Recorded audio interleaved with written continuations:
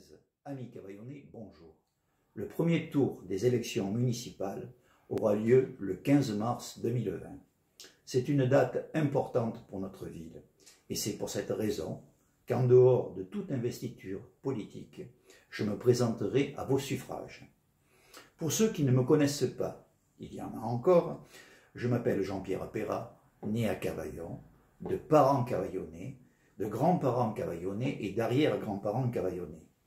Après une carrière dans la fonction publique, j'étais commandant au sein de la brigade de répression du banditisme du service régional de police judiciaire de Marseille, puis délégué du procureur de la République à Aix-en-Provence. J'ai fondé à Cavaillon une association d'aide aux démunis, le Secours Cavard, et de transport gratuit pour les personnes âgées et ou handicapées qui fonctionne encore aujourd'hui au quotidien, et ce, sans aucune subvention, qu'elle soit municipale ou autre.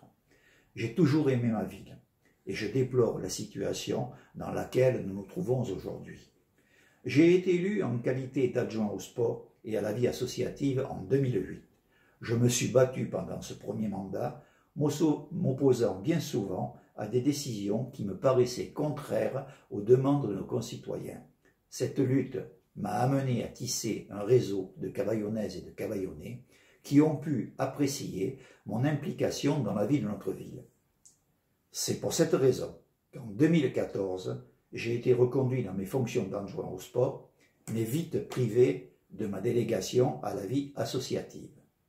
J'ai néanmoins poursuivi pendant plusieurs mois ce que j'appelle à ma mission d'adjoint au maire, n'hésitant pas à dénoncer les erreurs, ce qui, bien sûr, n'a pas été apprécié par nos édiles, qui, de leur tour d'ivoire, décident à eux seuls de ce qui est bien ou mal pour Cavaillon, sans entendre les demandes de nos concitoyens, et qui leur promettent pour demain ce qui, hélas, ne sera pas effectif avant plusieurs années. Là de ces mensonges et décisions autoritaires, je m'engage auprès des Cavaillonnaises et des Cavaillonnais à leur tenir un langage de vérité. Je ne vais pas aujourd'hui vous parler de notre programme conçu par des personnes compétentes, qu'elles soient issues de la société civile ou de toute obédience politique.